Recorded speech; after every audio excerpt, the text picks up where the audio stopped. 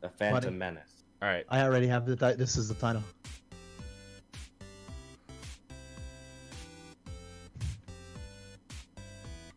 And some big games.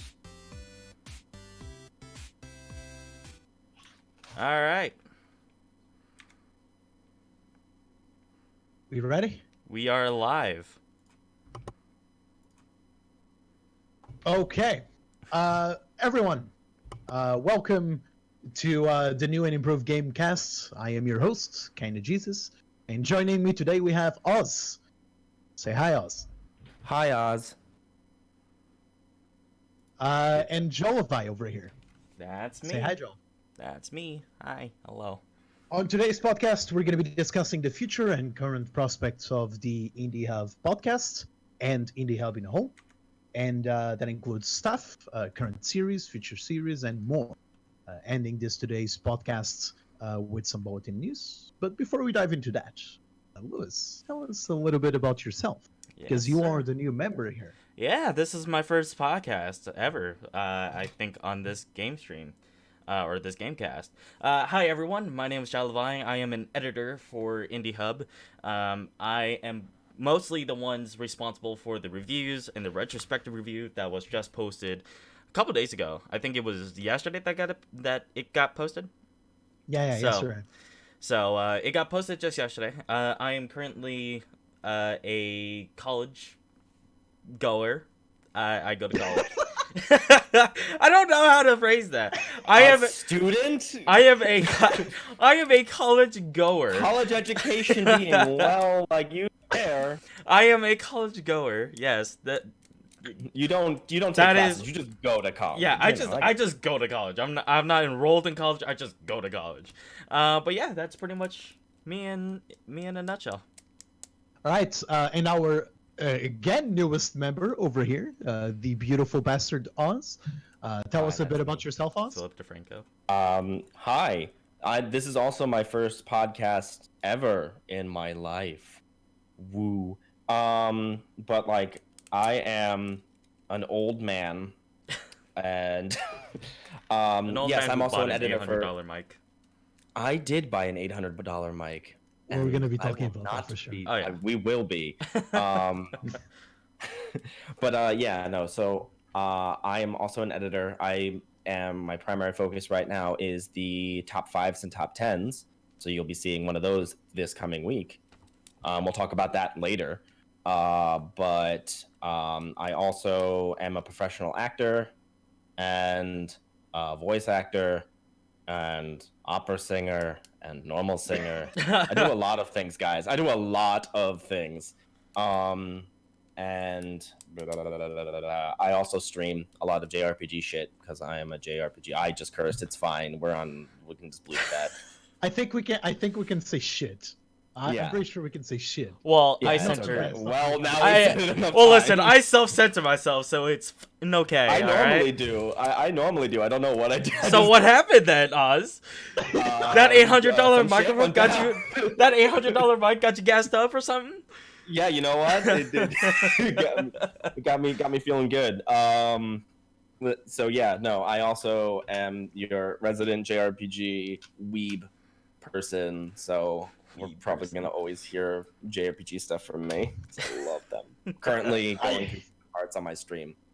I definitely don't mind that. We definitely have a lot of both ethnicities and various degrees of knowledge from various degrees of types of games.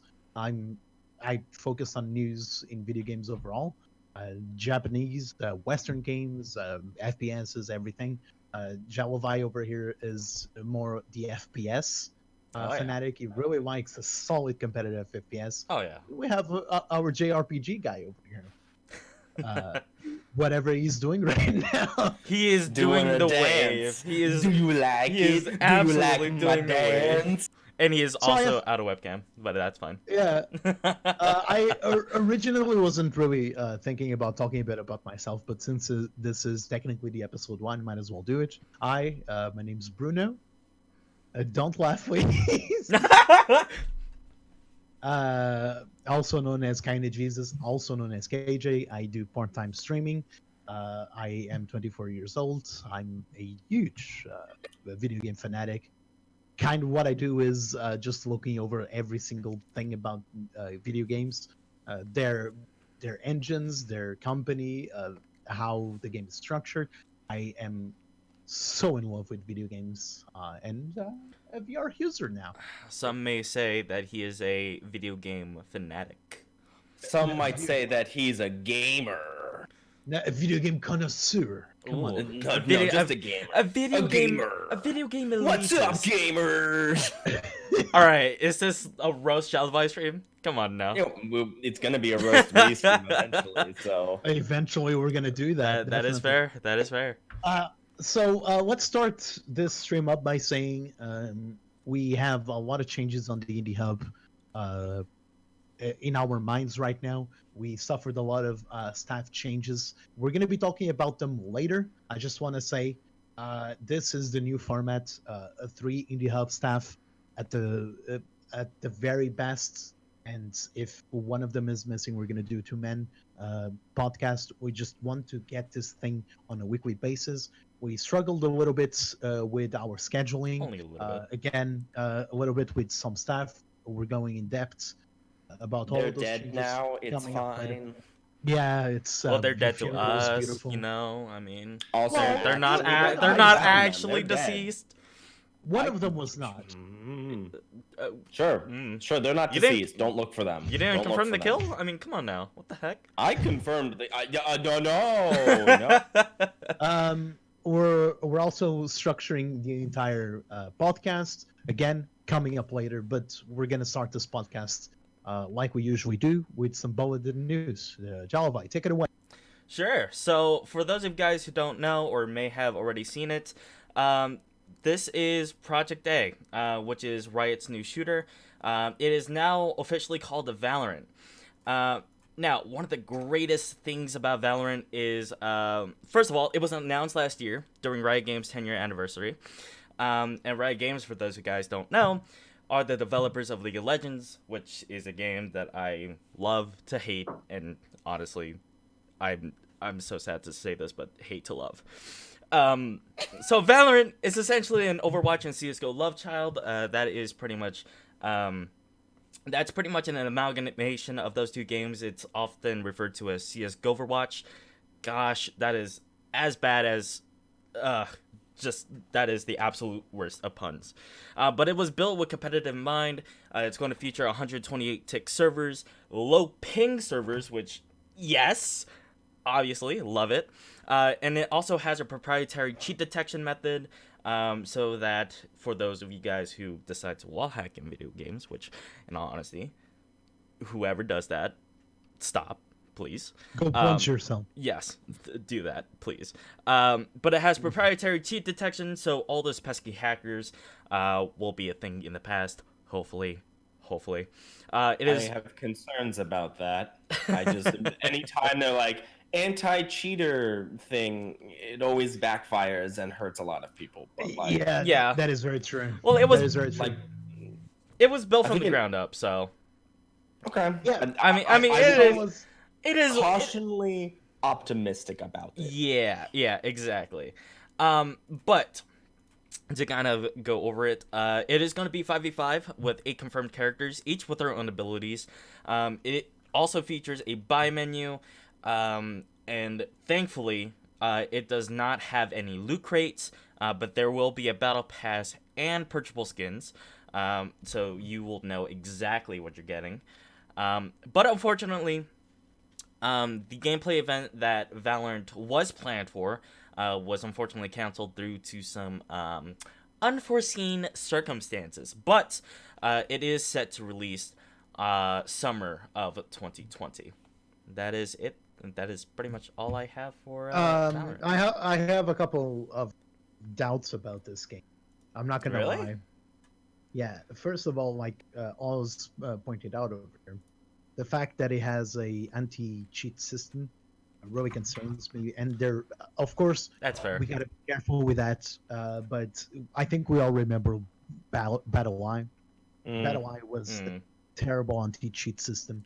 You had absolutely nothing on your PC, or you had Fraps, for example. Like I get Oh, I do God. get I why forgot. you want to get rid of cheating. I mean, is Valorant gonna have like a professional ranking Yes. system? Because that's Yes. really Of course. okay. So if it does, then there is a reason to have it. I just when you take out the human element, when you put in a computer, it's the same thing that happens like with YouTube or with if you put Yeah. in an algorithm, people that aren't doing anything are gonna get. Yeah. And because the best way of getting rid of cheaters is just to ban them when they cheat is really it's just having a ranking system is going to be the best way as opposed to having like a way that it detects whenever something is changed, because what if people make mods for the game just to like play it and have fun? Right. Yeah. Exactly. Yeah, like Well, is it only during a professional game that they care about cheating? Because I don't care about cheating when I'm playing like a casual game. I really don't. Well, here's the thing. Like, whenever I'm playing an FPS game, like, I absolutely hate cheaters. Okay, here are some things that I hate about FPS games, right? First of all, We're anti-cheat not doing systems. gamer gripes. I'm not prepared. First of all, well, I'm just saying for right now, right? First of all, campers, what the hell are you doing, right? And then, Playing a game. and then obviously, well, here's the thing. Camping should not be allowed at all. It should not. But to address the anti-cheat system, I feel like I feel like CS:GO does anti-cheat and cheat detection kind of well. They do have like the AI robotic detection stuff, but then they also add in like that human element, right? With Overwatch, right? Not Overwatch the game, but Overwatch the That'd be really detection funny if system. just like the characters just kind of appeared in the game and just killed you. Yeah, right. It's like, what are you doing? Reinhardt just slams its. Reinhardt just slams his hammer. You're going on this too long. You're going on this too long, and then you hear Reinhardt charge. Yep, exactly. All right, but yeah, like I feel like Valorant. I have faith in Riot Games, especially with their anti-cheat system. I mean, because it's such a proprietary system, not a lot of people will know how to bypass it.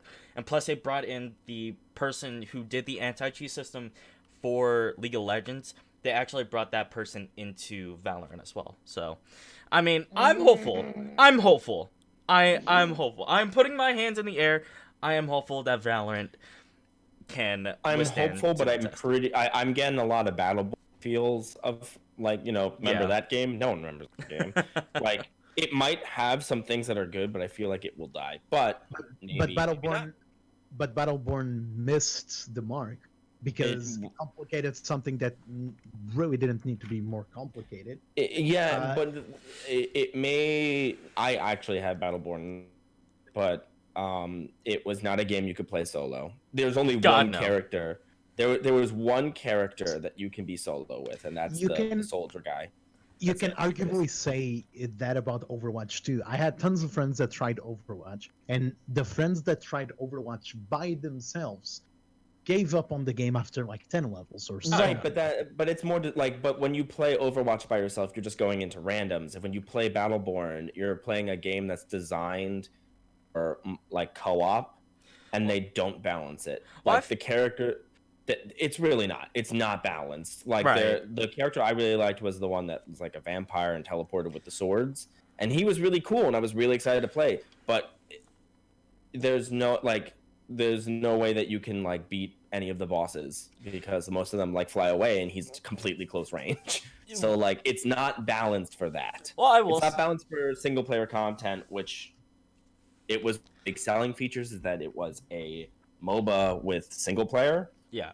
And let me tell you, starting each like progressively difficult map with going back to square one and having to do your build while playing single player, it's just not. It didn't live up to what I expected it or what I wanted it to be, but it's also completely gone. You can't even play it anymore. So it also always online games suck. It also came out on the worst of timings because Absolutely. They literally shot themselves in the groin by trying to compete against a company like Blizzard.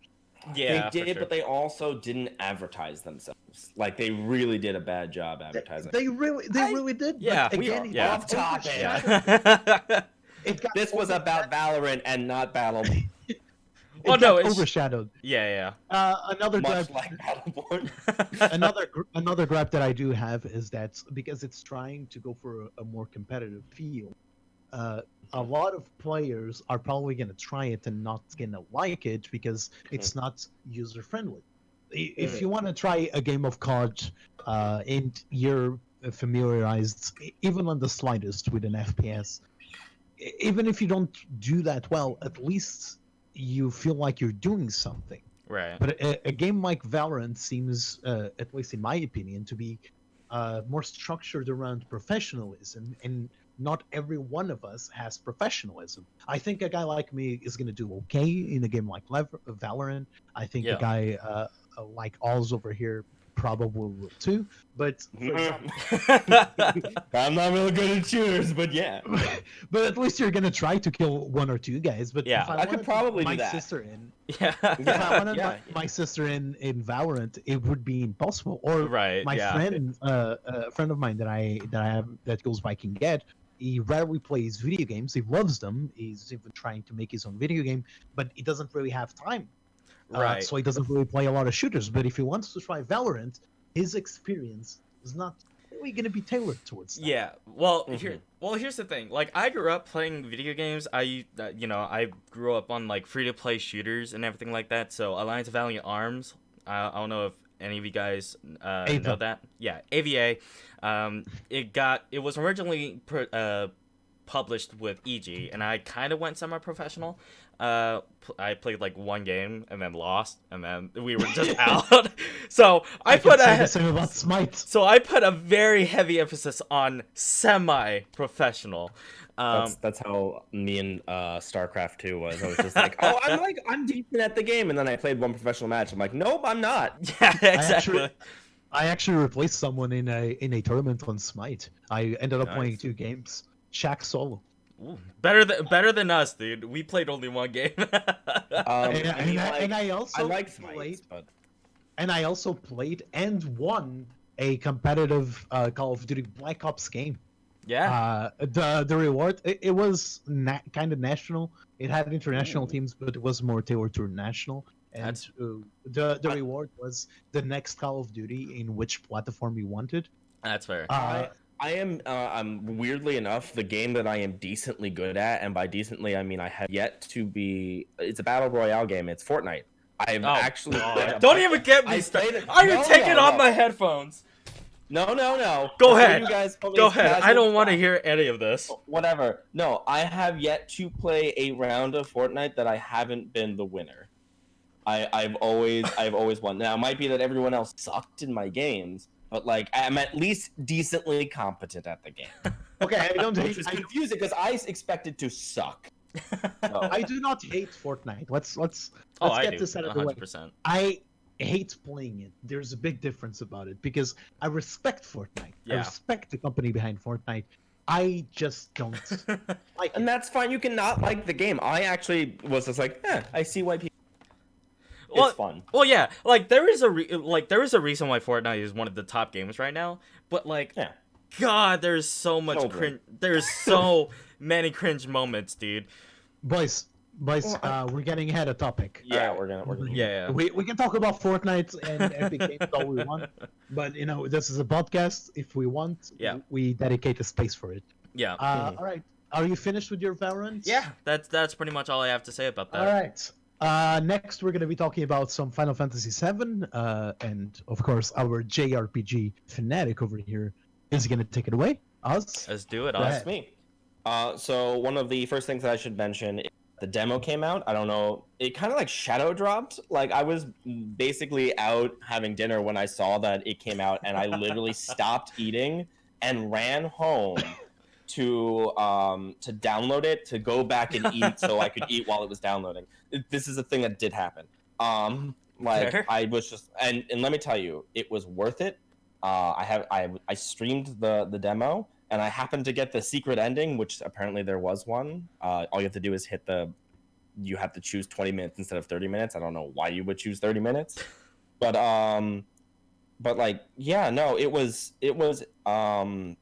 it's so pretty. Like, it's probably the prettiest game I've ever seen. Yeah. And it's hard when you're watching someone play it. Like it's hard when you're watching it like through the live stream because it's like it looks nice, but while you're playing it, it's just such a different. It's an experience you have to try, and it's free. You can go on the PlayStation Store and you can get it. Let me ask you a question, Oz. Yeah. Do you think you have some nostalgia feels to it, and that's why you're elevating it so much? Absolutely not. I've actually I did not play Final Fantasy VII when I was a child. I did not like it when I was playing it recently, like the actual Final Fantasy VII. It is that good. I will say that. I mean, if you like JRPGs, and it's even a pretty good action game. I'm gonna throw it out there. It's a pretty decent action game. If you like games like Kingdom Hearts, it's less like that and more like Final Fantasy 15. Okay. So if you like Final Fantasy 15, you'll probably like this one. It's a better Final Fantasy 15 system. Played Kingdom Hearts, go ahead never and played say Final it. Fantasy 15. I'm gonna go ahead and say it's Final Fantasy 15 is the only game of the series that I actually do enjoy. I'm not that big of a fan of the targeting system that all other Final Fantasy had. Like I'm not that big of a Pokemon fan because of the same reasons. That RPG feel, I think, it's doesn't really belong to the new generation of video games. You know. Yeah. I think sure. because It's done well. Like Persona 5 does it very well because it's very I stylized. want to try it. Yeah. And I want to try it because of that. But we implemented that system back in the SNES era and in the NES era because of limitations. How do you get something pretty and sparkly with a press of a button? But we've grown to have multiple inputs. For fuck's sake, we have a giant keyboard to prove that. For one thing though. Go ahead. Go ahead. I was just gonna say, since you say you really like Final Fantasy 15, I would recommend that you try it if you haven't already. It is really, really good. Also, you will cry when you notice that there is no load screen. There is no transition. You literally go from cutscene to gameplay to cutscene, and you cannot tell the difference. You literally cannot tell the difference. Well, the engine they have experted. No, that's not the word I'm looking for. They have mastered the Unreal Engine. Of course, it took a Japanese company to make the Unreal Engine not shit. Sorry, people. Hot take. The Unreal Engine has a lot. It is good when you put a lot of work into it. By itself, it has a lot of problems. I know because I worked with it. I do a little bit of programming. It makes things look pretty. Yeah. But it's difficult to use well. Its physics system is weird. Here's what I'll say though. Like I rarely play RPG games, if at all. I think the first RPG game that I had was Golden Sun for the Game Boy Advance.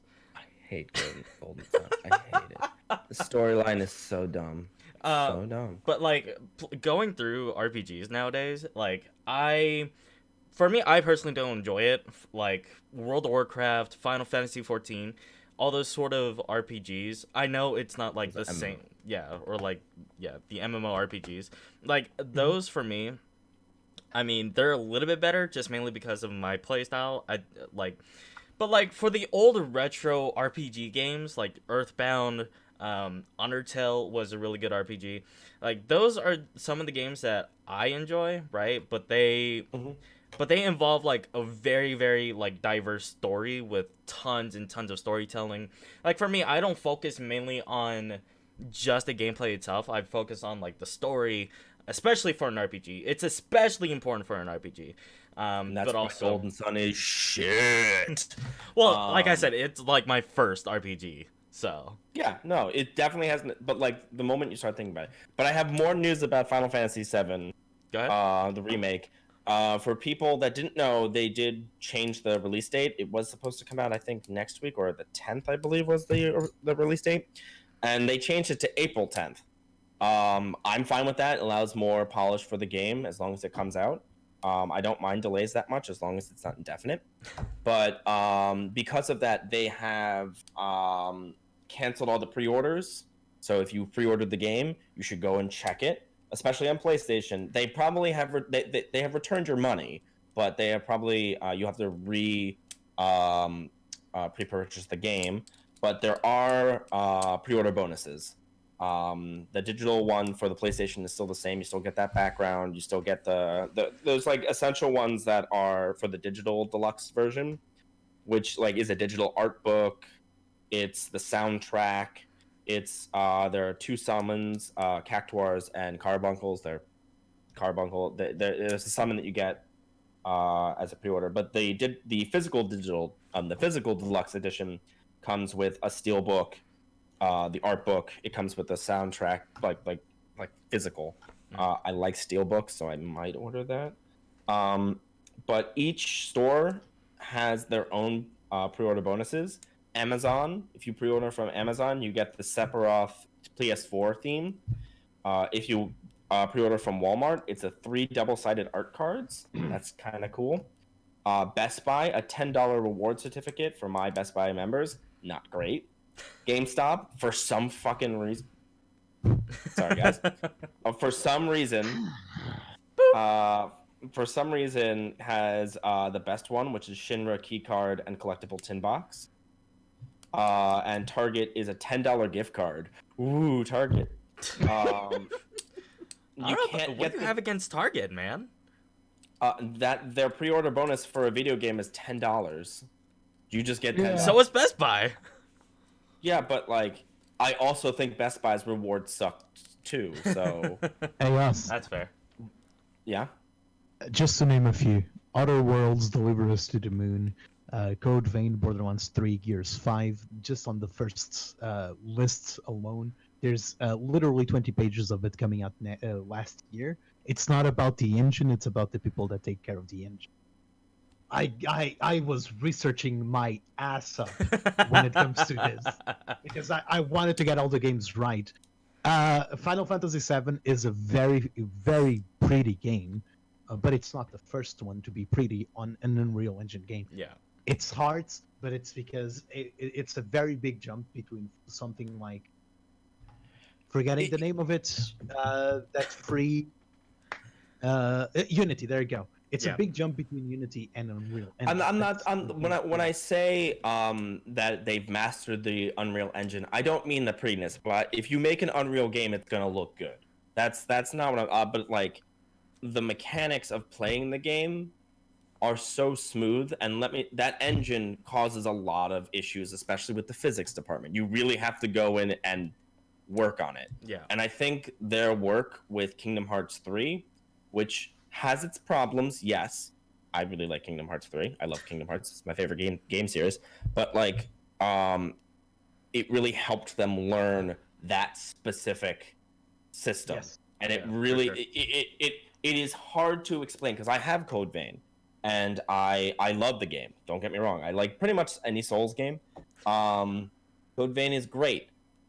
But there is a night and day in game feel, and like it is hard to explain. It feels like you are playing a cutscene. That is how smooth the mechanics. And but I can very easily diffuse that. Code Vein has like 3 to 4 years into development. Final Fantasy VII is set out to be like, no joke, a 5-10 year project that you're gonna work on.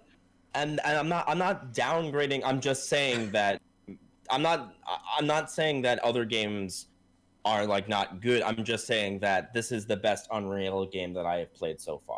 I can agree with that statement. I can agree with that statement. They really took the time to learn the engine and like make it their own. Well, it's 5 to 10 years. I would hope they would know what the hell they're doing. Yeah, I'm really liking what Capcom, for example, is doing on Resident Evil. Oh yeah, the series. That is also really good. It is the same level of quality.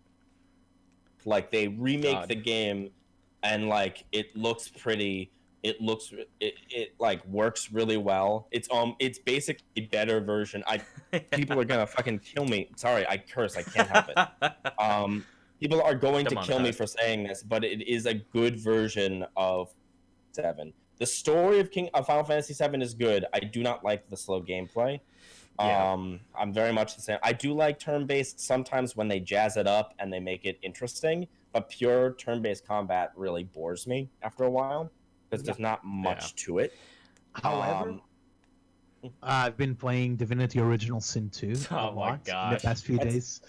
That's It's different. so That's good. Oh my that's gosh. different turn-based combat. I'm talking about traditional Japanese RPG turn-based is much different than that's like D&D almost. Yeah, it is meant to be a D&D. Yeah. Yeah. You can make your own games. I have it. I love Divinity in Original Sin. Yeah. Besides that, the rumors, just to throw a rumor, and by rumor I mean it was told by the producer, not the director, but the producer. The next game he wants to work on in the series is a remake of Final Fantasy V, which has yet to have a modern day remake, and that's exciting. That's exciting, but right now my mind is like fully on Final Fantasy VII. If they continue to make games with that level of quality, I'm fine. I'm fine with whatever they put out.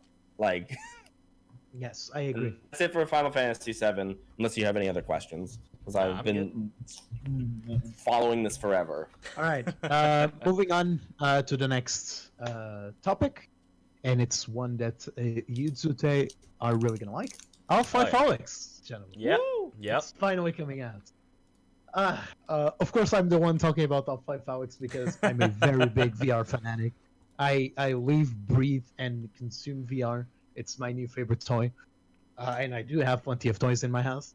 We're gonna be talking a little bit about Half-Life Alyx. It's the news of the moment, alongside obviously Project Valorant and the incredible Final Fantasy VII. Yep. Half-Life Alyx, for those of you that don't know, is a game set on the Half-Life universe. It's a prequel to Half-Life 2. It's gonna set between the events of Half-Life 1 and Half-Life 2. It's coming out March 23rd, and it's gonna be VR only. What I mean by VR only is that every single main VR line is covered. Windows mixed reality headsets, the Oculus Rift, Oculus Rift S, AC Vive, HTC Cosmos, Vive Pros, and of course the Valve Index. Oculus Quest is also supported, but it needs a connection to your computer. It needs an Oculus Link. We can talk later about that in another podcast. And it's, like I said, coming out on March 23rd. The system specs are really high, but we're going to be talking this. First, I want to talk about the gameplay. I've shown the gameplay to Jalvai. I think It Oz looks saw the absolutely gameplay incredible. I'm looking for it. It blew my mind. I was expecting the game to be some good quality, some great storytelling like Valve is known for. Yeah. But I wasn't expecting the game to be, one, that pretty, two, the physics on that game are mind blowing. Absolutely. It's Valve. It's Valve. Yeah, it is Valve. Like, to be fair. Their source engine is so good for physics. Yes, this is speaking of speaking of source engine. This is an actual new version of Source. It's Source 2. So excited! I'm so excited for new. So excited too. People in the comment section, by the way, Jalvai are pointing that Oz is basically having a chin cam. Okay. Just letting you know. What? A chin cam. They You- can only see your chin. What? So sit back just a What if- little bit further from the webcam. Yeah, that's pretty much it. What did you do? I cropped you That's- into it. it crops the webcam. Yeah. Of course, you can't see my chin because I have a Santa Claus beard. So, Oh yeah. well, moving on. You're gonna be playing as Al on a virtual reality, and Gabe Newell has come out to say the reason why this game is on VR is very simple. You can have a hell of a lot of inputs like Arma 3 does on your game, but at the end of the day, it's not even gonna come close to the amount of inputs you have if you move your own head and your own arms. Yeah. And virtual reality right now is kind of meant as a royalty rather than something you can consume on an every basis, and not every consumer is gonna get it. The Quest but is close. The Quest is close. The Quest is close. I yes. mean, yeah. I have a Quest a lot. But reality is only in the next generation or two. Yeah. Is where we're really gonna start seeing a lot more consumers than we're right now. But in order to get sales going, you need to have a reason to. Yeah. For sure. Half-Life Alex is finally kicking off the real virtual reality. Looking out for. Yeah. There's some very easy proof of that. A thing like the Valve Index controllers and the Valve Index itself, which is the most expensive VR headset, sold out just like that, Yeah. just by the mention of the title Half-Life Alex is going to be a VR exclusive. People haven't even seen the trailer, and they were like, "Yeah, no, I'm buying this." It's free for Yeah. for Steam Index viewers, or for Steam Index Valve Index. It better users. be free for that, considering the amount of money they pay for. Well, yeah, Yeah, it's like it's almost $1,200. I mean, I could get a VR rig for that amount of money. I think, hopefully. I'm looking into when it comes out again. You know, it's. I mean, when they make out more of those. And Well, I have money they to are. drop on a stupidly powerful device. I mean, you spent $800 on a mic, Oz. Yeah, because I also voice act and I want to have a good mic. Yeah, but you don't need an $800 one to do that. With my microphone, it's kind of the entry point to a goddamn voice acting career. I have a Or Blue AT Yeti. 2020. Or a Blue Yeti. Well, people don't really like Blue Yetis because it's USB based. Yeah. We aren't gonna have this conversation right now, but a $400 one, more than okay with it. Okay, more than okay with it, Yeah. Oz. I mean, to be fair though, the Valve Index, even though it is quite expensive, it did sold out super quickly, and now Valve and Steam is starting to restock it. I think March 9th or March 12th. I can't remember, but it's coming soon. But they came out to say that the restocks are not full restocks. There's just going to be a small number Yeah. of them because of the virus outbreak. Oh yeah. Sugar Sweet is saying that some people can make voice work for a pretty crappy microphone, and I agree with you, Sugar Yeah. Sweet. But I agree. if you're talking real professional, you're going to be put out on a lot of jobs because of it. Talking from experience. Well, going back to the topic at hand, it is confirmed that the main campaign is going to have between 15 to 17 hours. That's pretty Oh good. my VR game. gosh. That's a lot of VR game. I can't remember if Boneworks is currently the one that has the longest campaign. I don't know. I might be wrong. I am extremely wrong. There are a couple of RPGs on VR that are pretty long, but like they still are bite sized. But like they're I shit. had, some of them are good. Some of them are good. Some of them are good. There's two main RPGs like Asgard's Wrath. That one's that's pretty good. And there's another one that used to be a PlayStation exclusive. I'm not remembering the name. There's Journey of the Gods, which is pretty okay. Okay, I yeah, haven't played that. yeah, Yeah. also. I Pretty think okay. the only Steam games that I follow, or the only VR games that I kind of follow, are the ones from Stress Level Zero. I mean, That's fair. I mean, just mainly because I come from the YouTube community and I know the guys who actually made it come from a really long YouTube history. So that's like the only VR company that I actually follow.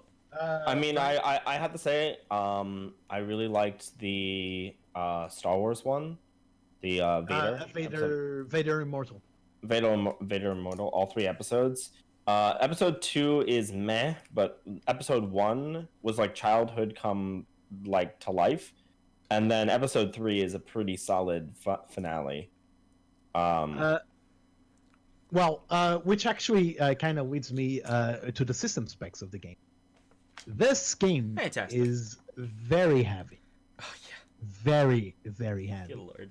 We're talking you need, for the minimum requirements, and it's not even for the recommended ones, for the minimum requirements, you need a 1060. Now, a 1060 is kind of recommended for VR in general, so we're not looking at something that bad. Yes, but then when you come to see that you need an i5 700, which is a somewhat decent processor, along with some 12 gigabytes of RAM for the minimum. I'm gonna curse this. For the fucking minimum requirements, you're looking at 12 gigabytes of RAM, which is a huge jump. Battlefield 5 on maximum settings requires 12 gigabytes of RAM for running it at 4K. Get a better rig, forehead. Yeah, get a better rig. Get a Dell G7 i7. They're really anything powerful. All right, anything from Dell. You don't like Dell? Not particularly, because I had a Dell laptop literally explode on me once. Well, this one hasn't exploded on me yet. Instead, it just runs games really well. Maybe. Yikes. I'm gonna go ahead and call that a fucking yikes. Screw Dell. I also agree with that. I agree with you too, Sugar. Dell does make some pretty budget stuff that are decent, but that lasts you basically like a year. A trip to the bathroom. That's why you don't get the budget one. You get the stupidly expensive one. Yeah, but the stupidly expensive ones. Yeah, you shouldn't have to buy the super expensive one though. Yeah, but I'm not gonna lie. I'm not gonna argue with you. You shouldn't have super expensive not to explode and for it to actually be really good. But the thing is I have that one. So.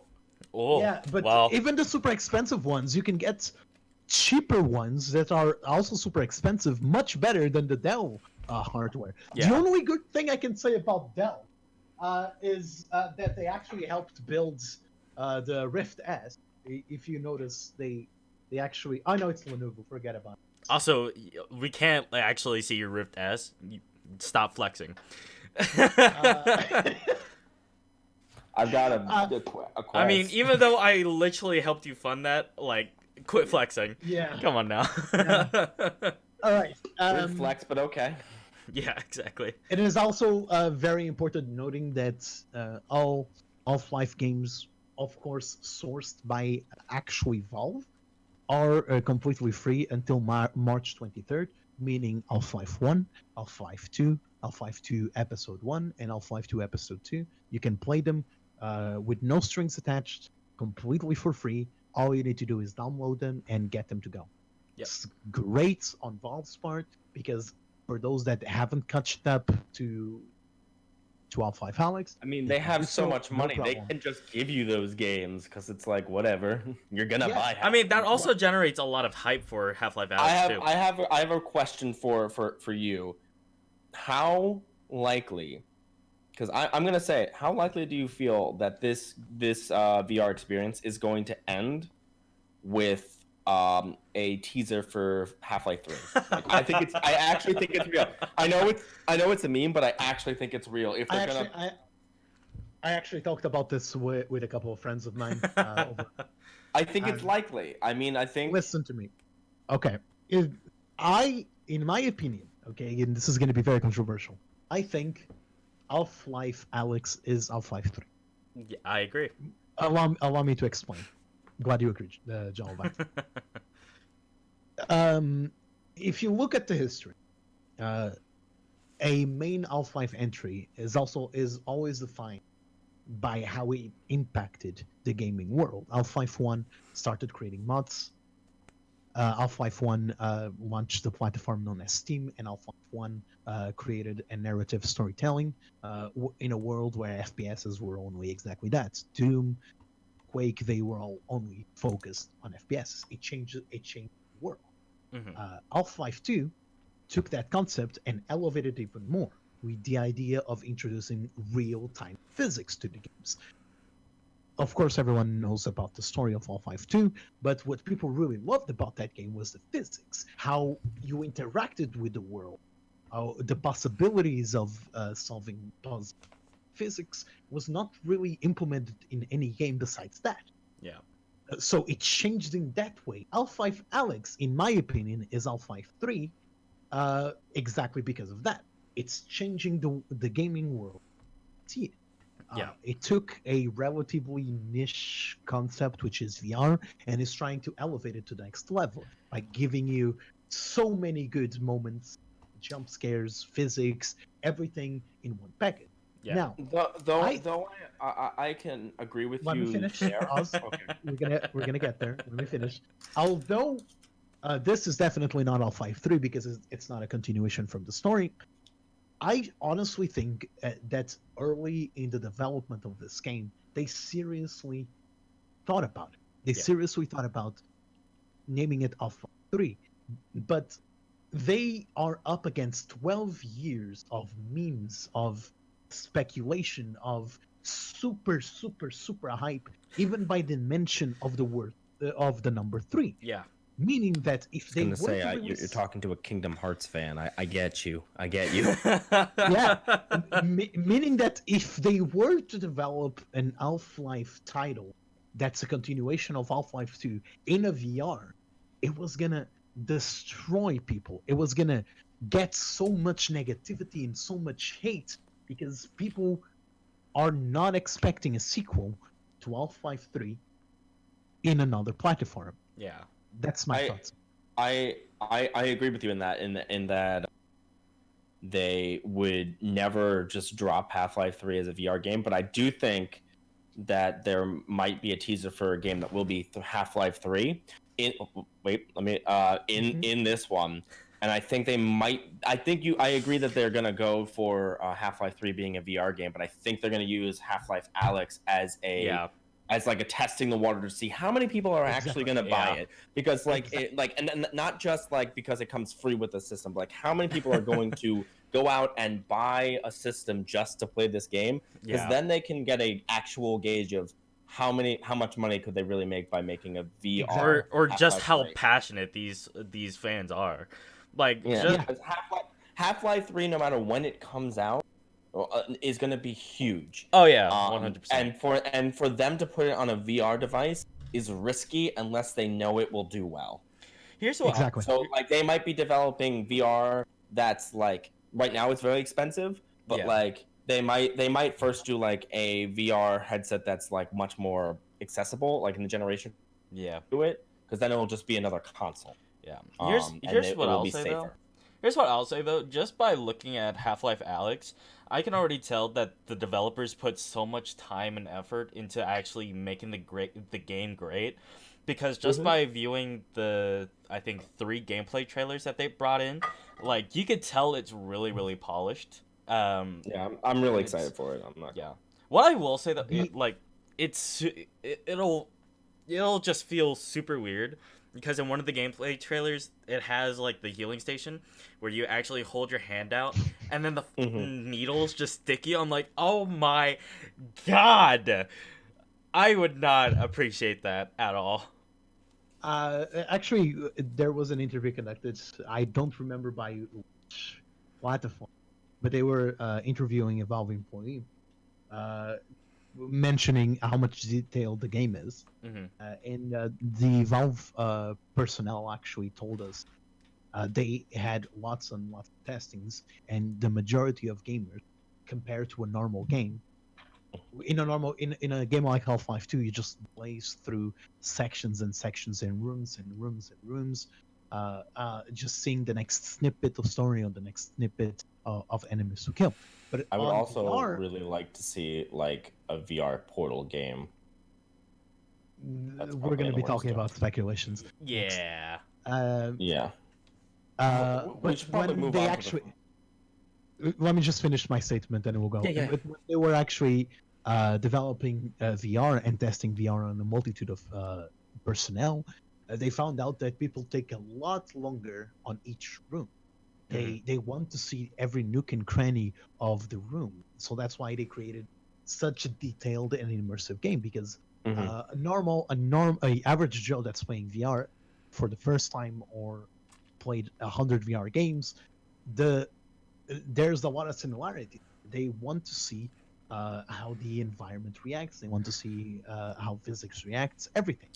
It's honestly my favorite thing about VR. When a VR game, even if it's pointless, I will love it way more than like a full game experience. Very Because just that's what makes virtual reality so good. It's just you are in that place. Yeah. So a company like Valve that does do all of those little intricate details, putting that in a VR game in the Half-Life universe, where physics is a main portion in the new Source engine, it's like this is going to be big.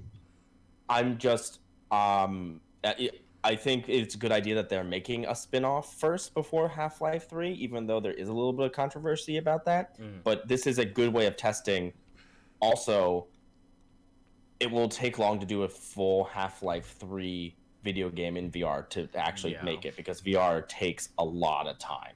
It takes a lot of time. One thing I will say though is I'm a little bit concerned in regards to like the actual gameplay though, because especially when you're playing VR for like an extended period of time, you start to get a little bit of motion sickness. I like just playing old VR games. Arizona Sunshine comes to mind. Like those types of games give me so much motion sickness whenever I used to play them. So okay, that depends upon resolution and frames per second. Yeah, not just that. To finish this topic completely, let me just say, it's a mixture of FOV, meaning your size and your screen space in relation to every object. It has to do with movement fluidity. It has to do with resolution and texture, and it has to do with the speed in which everything is proceeded. It's not one variable. Yeah. That's why teleport. For example, for a man like you, if you're prone to motion sickness, you gotta suck it up and play it in portal mode. Teleportation, it's fine. No one's gonna really throw a stun at you or anything like that. But I also have to say that old VR games have that problem a lot, but newer VR games have been fixing that left and right and so on and so forth, especially with the new generation of VR headsets that we're on currently. Well, Cosmos. As VR evolves, I mean, the VR experience will get better eventually. So, in that case, I am super, super hopeful. Well, moving on to our final topic, and this is not really video game related. This is more related to the IndieHub as a whole. For those of you that don't know, it's been quite a while since we actually kicked off the IndieHub. Just a tad bit. And like yesterday, right? Yeah. 100%. And we've had a lot of nooks and crannies that we needed to iron out. We had a lot of stuff that was undermanaged. But I think it is very safe to say we finally reached a point where we're satisfied to what we're doing. Not fully. We still need to iron out a few things here and there, but we're finally putting consistency and we're finally putting some work. So in behalf of the IndieHub team, in behalf of the IndieHub staff, I really want to apologize for we love you. We love you. Our lack. If you stuck around, we love you. Oh yeah, 100%. 100%. We would like to apologize in behalf of the IndieHub team for the lack of content, for the lack of a proper schedule. I was made manager content itself, and alongside the IndieHub team, Oz, Ryan, and Jalavai, we finally managed to get a good schedule going. So that's what we're going to be treating on. But first, we got to talk about staff and the specific roles each member has. So we have Jalavai over here, which is one of the editors. Jalavai, talk about your side of the project. Sure. So basically, every single week, we basically come up with basically a video idea. And for me, I mostly touch on the review side. So anytime a developer contacts us about regarding a game that they would like to have covered, basically that video gets to me. I also do the retrospective reviews. Basically any kind of review on a video game is usually revolved on me. You can find my videos now. I think there's about 3-4 videos of mine out there right now. But pretty much as soon as I get a game that that we decided to actually play and review, I'm like, sure, why not? Let's do it. I come up with the script and then I edit it in about a week. So yeah. Okay. Oz, what is your role? My role is currently working on the top fives and top tens of gaming lists, and that includes, like, for instance, coming up this week is top 5 indie Souls games. Yeah. Like, so that's going to be fun. Souls is a big part of my life, but besides that, like, I'm doing that focus of that because they're a little bit easier with my schedule. Right. And I have other future projects in the mind, but I think we're talking about that in a little bit. So Yeah, we're talking about that in a little bit. Yeah. I am the project manager. I kind of decide what videos we're going to be working on, as well as I am the one that kind of deals with the bulletin news of the podcast. I'm the main podcast host, as in I do some research on what we talk about. I give the necessary pieces to everyone. And I also work in the YouTube comment section and uploading and scheduling the videos. So everything you see answers on YouTube related to the actual IndieHub channel, it's most likely me. Yeah. He's the big boy. We also have another partner. We also have the main head of the IndieHub community, which is Ryan. Ryan is kind of our boss. I might be the project manager, but he's the big boy. Is the main man. he's the CEO. Yeah, He's the biggest boy. if he doesn't like something I do, of course, we don't go ahead and do it. It's kind of his project, so he's gonna mainly be taking care of a future series alongside Jalovai with reviews, and he takes care of the Facebook page. We're gonna be talking about social medias in a minute, but as of right now, those are the staff members that we currently have. We're kind of looking for more staff. Yeah. But we're going to be talking about that in a very near future. Hopefully, we can expand the IndieHub team, because right now we're only 4, and working with 4 people on such a big project, like an entire platform dedicated to indie related news, art. So we're going to be definitely be looking into that. We also, like I said, have some social medias now. Each one of us is dedicated to a specific social media. I'm YouTube comments, and I'm YouTube related. Jalovai over here is taking over on Instagram, instagram.com/what? It's at IndieHub, or at It's IndieHub. Yes, at It's IndieHub. And then we have Oz over here with the Twitter. Once we figure out the password. Once we crack the code. We'll get back in, boys, and then I'll be posting chaotic things. It'll be fun. Exactly. Yeah. So. We're gonna start really working on the social media starting either today or tomorrow. Mm-hmm. Yes, and then we have Ryan, like I said, in charge of the Facebook and in charge of everything project related. Yeah. When it comes to current scheduling on videos and podcasts, it's very simple. Every Sunday, around 11. Around there, right? Yeah. Eastern. It was 11 Eastern. Around 11 Eastern is where we're going to be having our podcasts. For those of you that are not at 11 Eastern, basically subtract 3 hours from now, and that's where you actually get us going.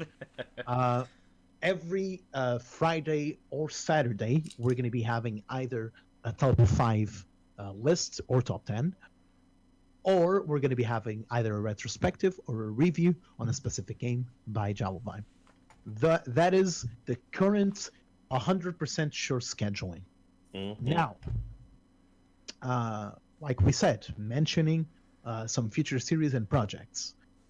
We have a couple of series planned out that still need some ironing out. I, in specific, for example, have a more comedy-related games pitch I want to do, but I still have to iron out a few stuff. I gotta do a pilot first and see how people react to it. Jalovai, do you have anything in your mind that you want to talk about when it comes to future series? In all honesty, I don't have necessarily any current future projects that I would like to work on. I think for now, my kind of main focus is just making sure that the game review videos are just top notch and very well edited.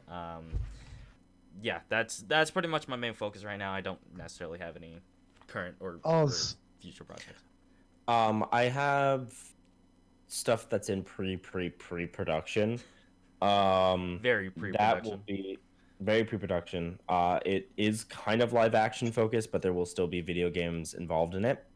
And by involved, I mean the focus will be that, but there will be a live action component.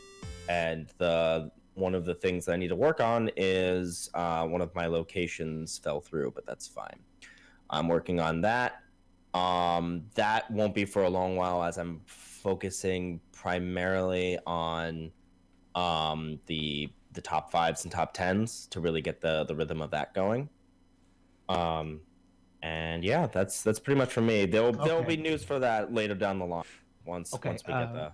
Yeah. When it comes to me, like I said, I also am still in pre-production, but I can give you a little snippet on what I'm intending on doing. I'm intending on taking shitty games coming from AAA companies, and I'm thinking about kind of destroying them in a segment where an actual.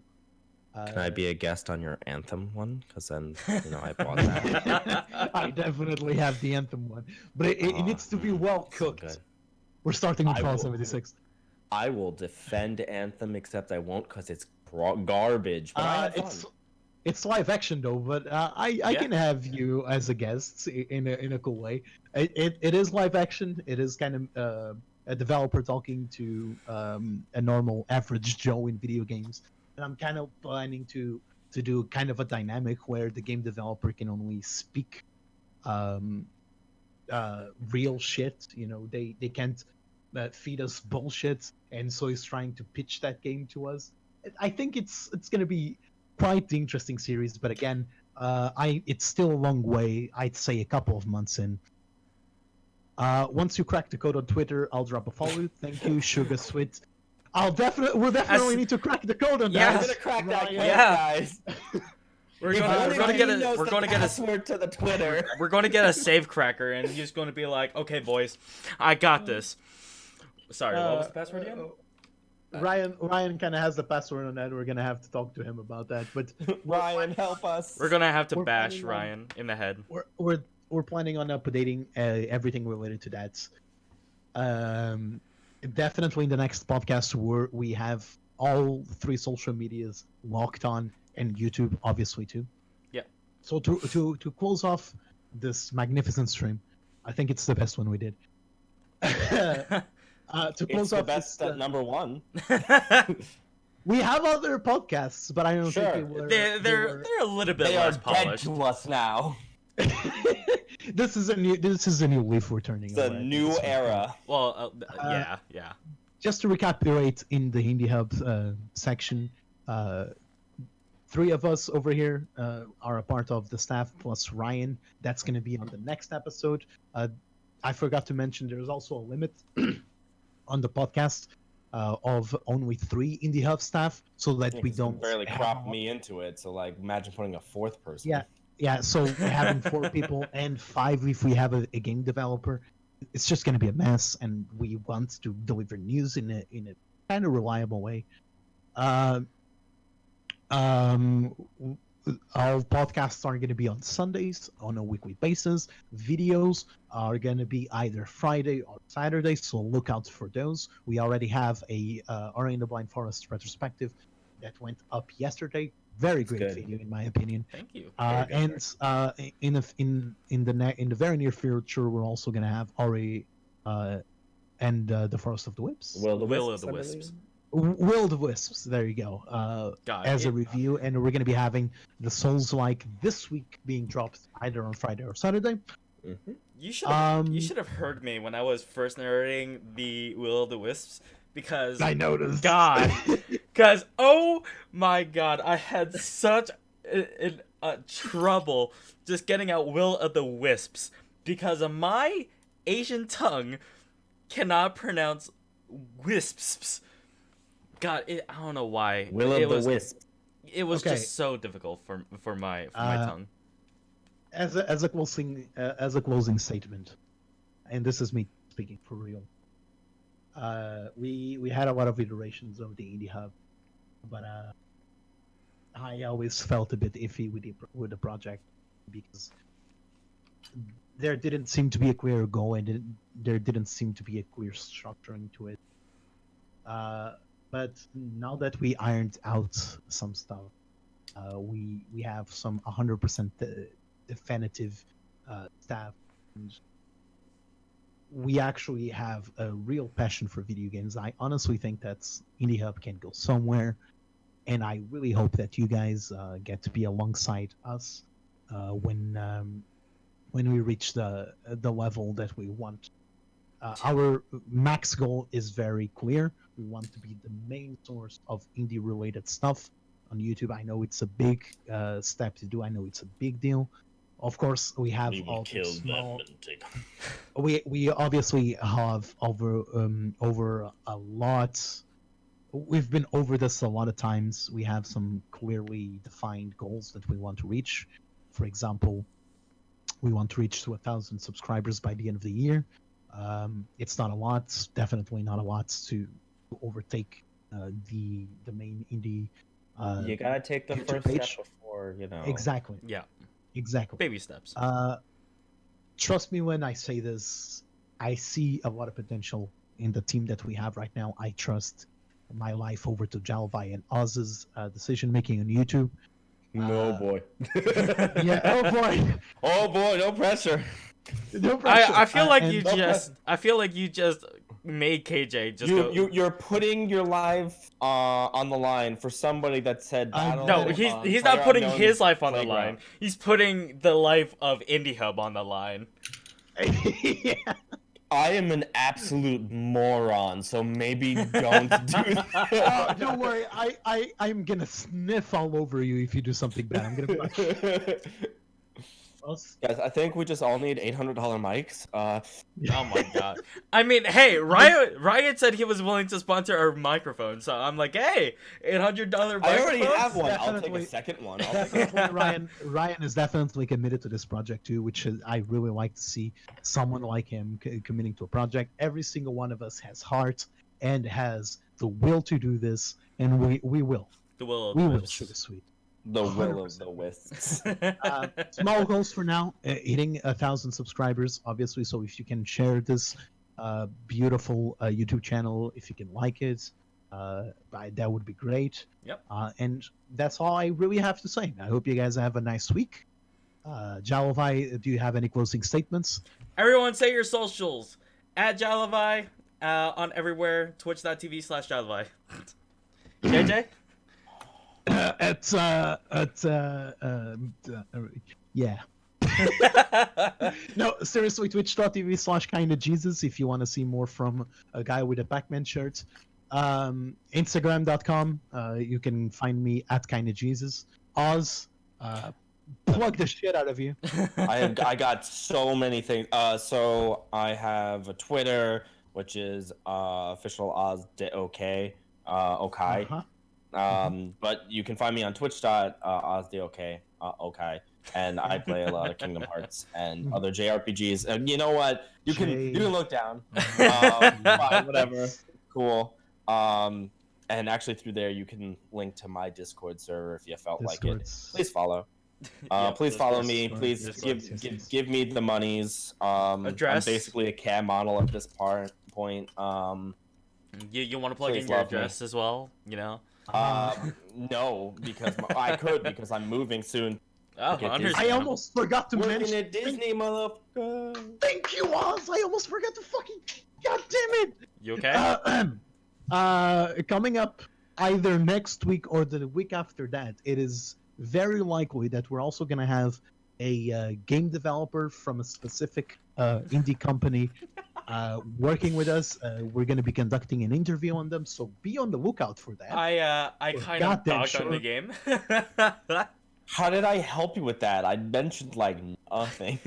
No, but I looked at your face and I was like, that's a weird face you got there. Yeah, no. Oh yeah. By the way, speaking of weird, By the way, you know, That's fair enough, actually. That's better than I normally get.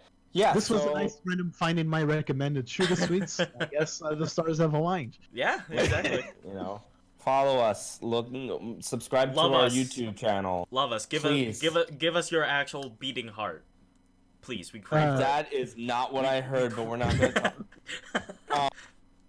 Okay, so goodbye everyone. Stay safe, please. We kind of need views. Yes, And please. Wash your hands. have a nice time. Wash your hands. Wash your hands. Wash your I hands. swear to God, if Don't- one of you catches the coronavirus, God damn it! Don't say the name coronavirus. We talked about it were twice. so good. We were so good until now. But please, don't touch your Did you face. guys- Don't lick your lips. Don't touch your eyes. don't lick your Don't phones. do- I don't know what you guys do. Don't do anything of that sort. We're overdoing it, boys. Just finish it. Fun fact, my last stream was called More Deaths Than the Coronavirus. Yeah. Listen. All right. Oh, what? Goodbye, Too ladies soon and for you gentlemen. guys?